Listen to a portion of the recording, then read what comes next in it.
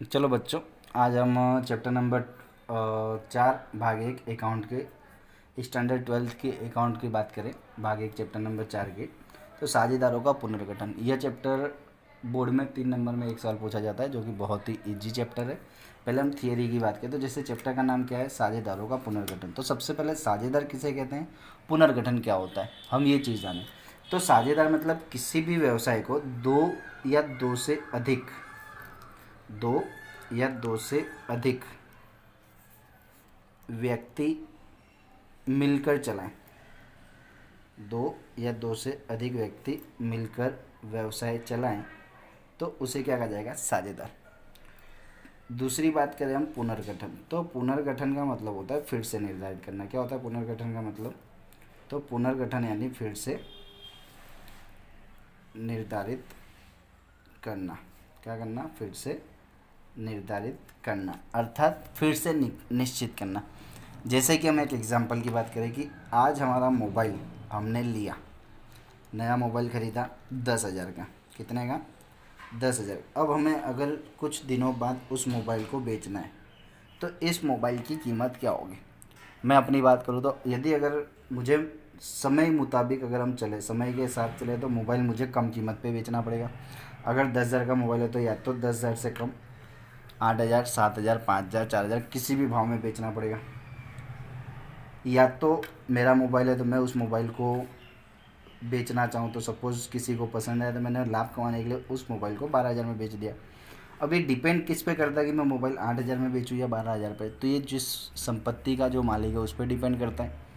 तो जो मालिक है उसने डिसाइड किया 8,000 या तो 12,000, मतलब उसने क्या किया, 10,000 की वस्तु की कीमत फिर से निर्धारित की कि 10,000 की वस्तु या तो 8,000 में या तो 12,000 में। तो उसने क्या किया है, ये पुनर्गठन किया। क्या किया इसने, पुनर्गठन, मतलब फिर से वैल्यू निर्धारित की। यदि वो 8,000 में बेचता है तो उसे 2,000 का क्या होता है, नुकसान होता है। और यदि 12,000 में बेचता है तो उसे 2,000 का क्या होता है, लाभ होता है। अब नुकसान हो रहा है मतलब वो क्या कर रहा है, 10,000 के सामने 8,000 ले रहा है तो 2,000 का क्या कर रहा है, त्याग कर रहा है।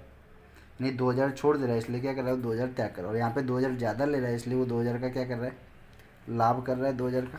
ठीक है।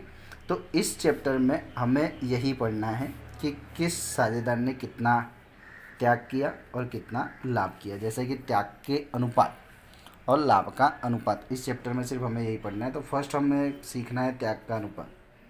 तो जिसका सूत्र क्या होता है कि पहले की अपेक्षा कम लाभ मिले। जैसे कि यहाँ पहले 10,000 था, फिर 8,000 हुआ तो 2,000 कम मिला। तो कम मिला मतलब क्या किया, उसने त्याग किया। और अगर पहले की अपेक्षा अधिक मिले तो क्या होगा, लाभ।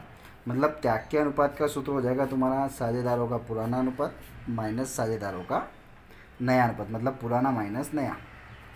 साझेदारों का पुराना अनुपात माइनस दूसरा तुम्हारा क्या हो जाएगा, साझेदारों का नया अनुपात, यानी साझेदारों का पुराना अनुपात माइनस साझेदारों का नया अनुपात। ये तुम्हारा त्याग की विधि का हो गया। अब लाभ की विधि का, तो लाभ के किसी इस चैप्टर में हमें दो में से कोई एक सूत्र याद रखना है, दूसरा उसका अपोजिट है। तो अगर त्याग का अनुपात का सूत्र है पुराना माइनस नया, तो लाभ के अनुपात का सूत्र हमारा क्या हो जाएगा, तो लाभ का अनुपात बराबर नया माइनस पुराना, मतलब साझेदारों का नया अनुपात माइनस साझेदारों का पुराना अनुपात।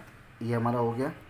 ठीक, साझेदारों का नया अनुपात माइनस साझेदारों का पुराना अनुपात। अब हम इसके चैप्टर के इस वीडियो में हमने थियरी की बात की। नेक्स्ट अगले वीडियो में हम इस चैप्टर का क्या करेंगे, सवाल को देखेंगे। धन्यवाद।